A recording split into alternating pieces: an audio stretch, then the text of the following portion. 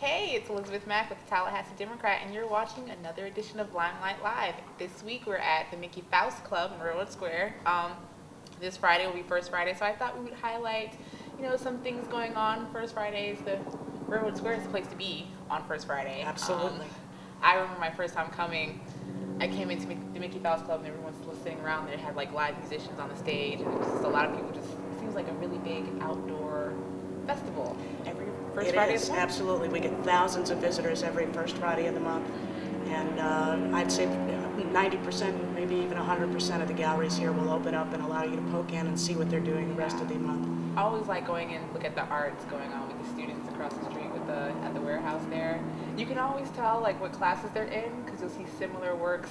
Like I remember the one nude body sketches, and it was just like, okay, so it's that week, all right, moving along. But they were all really nice pieces. But I've always thought the Mickee Faust Club was really interesting. For those who don't know anything about Mickee Faust Club, what can you tell us? Well, I'm sorry, I didn't introduce you. This is Nancy Lang, and she's with the Mickee Faust Club. What do you do here, Nancy? I'm a board member, and I just also participate as any member would, doing whatever I can, wherever I can. We're an all-volunteer organization, and we're now in our 24th year, and it's been the same core group of volunteers that has kept this place running, beginning with the leader of our troupe and our primary spokesperson, an incredible artist by the name of Terry Galloway, and she is the personification of Mickee Faust. She and her partner, Donna Marie Nudd, founded the troupe back in October of 1987 was the very first show that we did. I was like one. That's a long time ago, yeah. Okay. So then what kind of things do they do at the Mickee Faust Club, Well, other than what I've described at First Friday where? We do radio, video, and live performance. The core of our productions and what we're most known for are our live performances. We do cabaret-style humor, which is kind of like Saturday Night Live, except we like to say we're still actually funny after almost 25 years. But it's basically, many of our shows are different skits called together on a common theme, some of them related to the theme, some of them not. But it's usually 12 or 15 different bits, 3.5 to 5 minutes in length on different subjects. So the shows tend to move very quickly. But that's only one facet of what we do.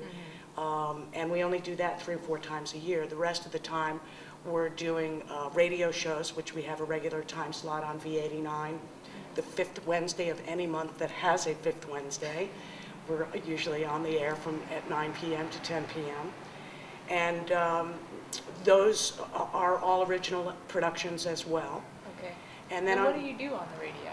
It's a full-length radio show. Sometimes it's different skits, sometimes it's music, sometimes I think this month we're doing a radio reading show, which is parodies of different books and so on. Okay. But we've been doing the radio shows now for quite a few years too, so it's hard for me to even remember what production is up next. And so this time it'll be today, this Wednesday. Right, it was delayed this month just because V89 was doing some work with their transformer, I gather, and they were shut down on the 29th, which would have been our regular day. So we're off the schedule a little bit, but normally 5th Wednesday of any month that has the 5th Wednesday. Okay. 89.7 FM. And so y'all are getting ready also for this First Friday. I was told that y'all got a new sound system. Y'all gonna like blow off the roof. We do. We have a really loud new sound system. In fact, I'm hoping we can learn how to keep it down so it's not too loud. But yeah, our members are really great. We have all kinds of talents here and all kinds of people willing to volunteer time and effort. And the new sound system that we got was a donate. All of the expertise that went into setting it up was donated. So we're very excited by the things that we can string together here. Okay, I was told there was a little bit of history also. It's not just this room that we're in now. There's the theater that it started on the other side of the warehouse also, right? It was originally the All Saints Bar? All Saints Canal Club and Gallery. We can see the sign behind us. You folks at home can't see it, but indeed, many, many years ago, this was the All Saints Canal Club. And our Adelaide Schnittman Rehearsal Hall, as we call it, is a true springboard dance floor. That is something that was, the underflooring of that was originally laid when this was the dance club. But through a grant called the Goody Two Shoes Foundation, we refurbished that room recently to make it now the Adelaide Schnittman Hall, and we're very proud of that as well. Okay. And then I understand y'all aren't doing anything now because it's the off season, but y'all are preparing for something coming up soon. We are actively involved in writing our next show. We have not yet finished the scripts for that, so we've got a few more weeks that we're writing. And in that vein, our motto is anytime you see the doors open here at Mickee Faust, come and see us. We're doing something fun. And we typically have our writers and our idea meetings here, and anybody is welcome. So if you see the door and there's a meeting going on, just please feel free to poke your head in. You might just say the funniest thing all day, and it'll end up in a show. Who knows? All right. So then, what goes into the planning of the productions? I'm told like they're not just like, you know, any old. One of my friends, Jalen Christie, I'm giving him a little shout out. One of my former classmates, I was told, was in a few productions.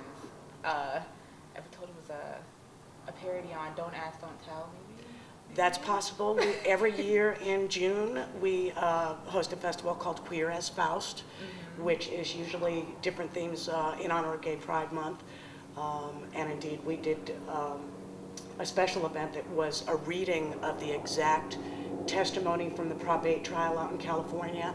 And let me tell you, with some actors behind it and some judicious editing, it was really quite comical if it hadn't all been exactly the true language that was used in the trial, which made it both comedic and horrific in some ways. Okay. So also, I mean, you can come in on Friday. They'll be doing a tour. You mentioned the new tours on first Fridays also. If I'm here, or if somebody else who feels comfortable with it is here working, usually we will be happy to give free tours to anybody who comes through. There is a lot to see in this building. There's a lot and to see. You could spend all day going around the house looking for all the little jokes that are hidden in the corners. Yeah. But we'll be happy to show anybody around anytime. We're always looking for people who want to become part of our volunteer organization. There's so much work to be done. You don't have to be the kind of person who wants to get on stage in order to contribute. We have lots of things that go on behind the scenes that anybody can help with. And if you don't have the skills, a big part of what we do here is that we do consider ourselves at heart to be a teaching organization. And in fact, our true, complete, and big name is the Mickee Faust Academy for the Really Dramatic Arts, because we do like to take people who have not had a traditional voice in the arts or in theater and help them to get their ideas down on paper, staged, and then hopefully get the applause from the public. So in the tour that you gave me, I saw that y'all had handicap ramps, and you were telling me that you like to include everyone in the plays. It's not, no one's excluded. Right. The leader of our troupe, our primary spokesperson, again, I got to give her a shout out, Terry Galloway. I feel like I'm working with the deaf Lucille Ball.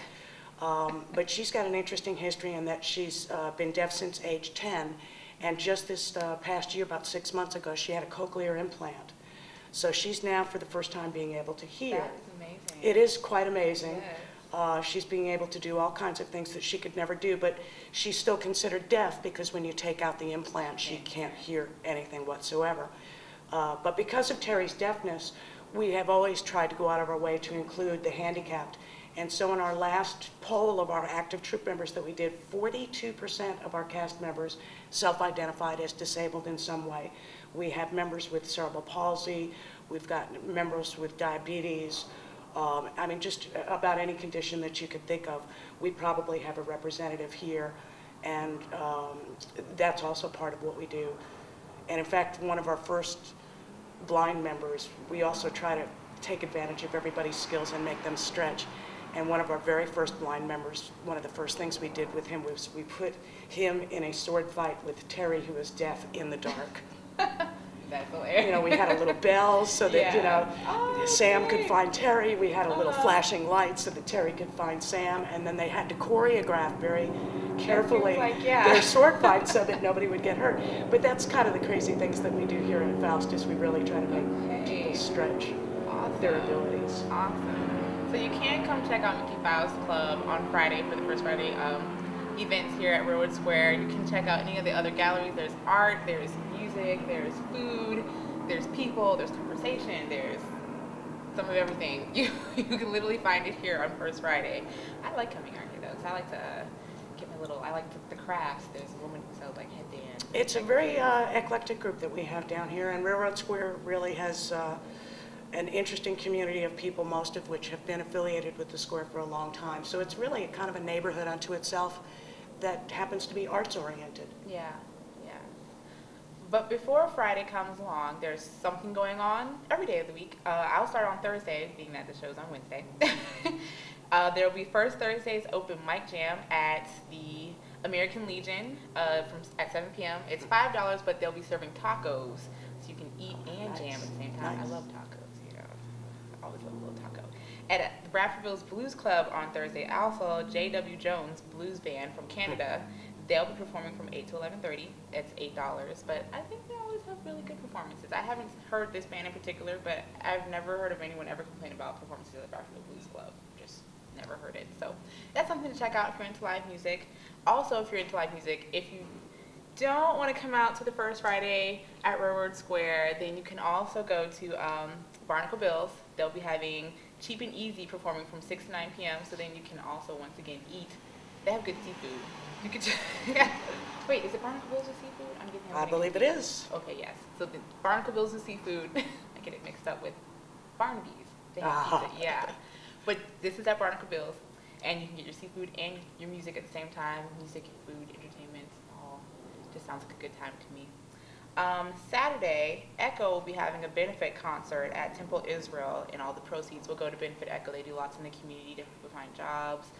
They help with, oh man, Emergency care and health. That's their goal. You can't. Echo's a great organization that's been in Tallahassee for a long time. They do a lot for our community. Mm-hmm. I think the tickets are running from $18, but they'll be having musical performances by several different artists, musicians, and so I think like something to check out. Support a local community group here that does countless things for your fellow neighbors, and even some of yourselves watching the show.